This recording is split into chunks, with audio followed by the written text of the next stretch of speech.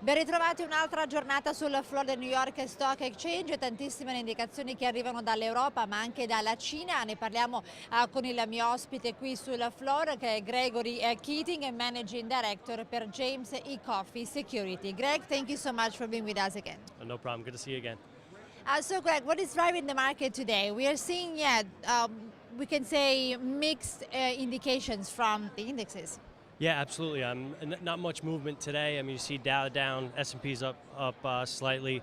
Overnight, we had some positive news, or at least it was translated as that, with China basically saying that they were going to expand their investment in Europe through their sovereign wealth funds. But not much reaction to the market today here.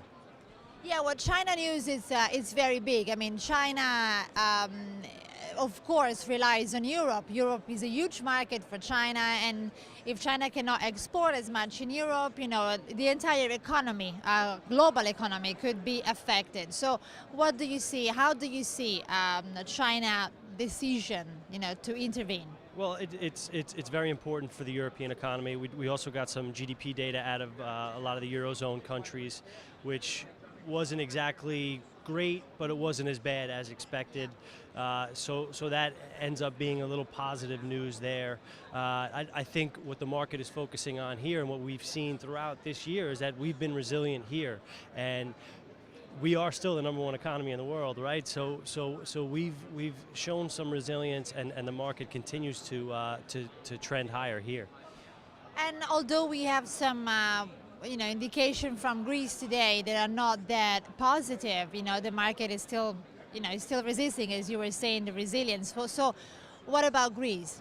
Well, Greece, I mean, that's a whole other subject, right? I mean, it's like you said, it's the main topic of late and really over the last year or so. I think you have to keep in touch with the headlines coming across. The latest data, the latest headlines seem to think that Eurozone officials might hold back the bailout package. So that's seen as in a negative light. But you just have to you have to constantly monitor what's going on in Greece.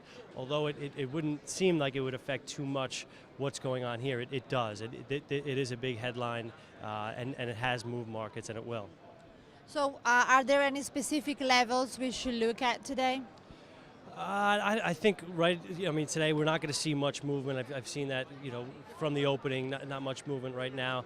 I think a big level or resilience level for the S&P would be the 1370 level, which is a little higher from where we are now, but that was the high of May's high last year, 2011, and the highest close in the S&P since June 2008, I believe. So that's an important resistance level, but I don't look for much volatility here, and with the volume low again and trending lower, it seems, I don't look for much movement unless we could see some sort of headline or some sort of market moving news come out.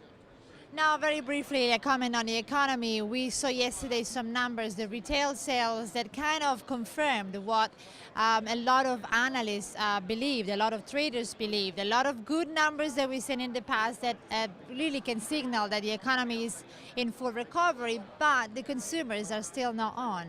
Yeah, and you saw that with the main drag in those numbers were the auto sales. So, that was a disappointment, obviously.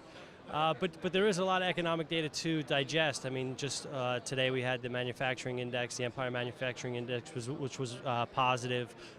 Some housing numbers came across. That was positive. You got a spike in the home builders with that. So I think overall, I think there is some positive news to grasp here in the U.S. So I think the market seems to be, believing that. And do you think the market believes that we indeed will see QE3 this year? I don't know if we will. It seems like that's the direction that we are heading. Like you said, with those retail sales at a lower level reported yesterday. But we'll see. We gotta just monitor what the Fed is saying, and we do have those FOMC minutes coming out at 2 o'clock today. So we'll see.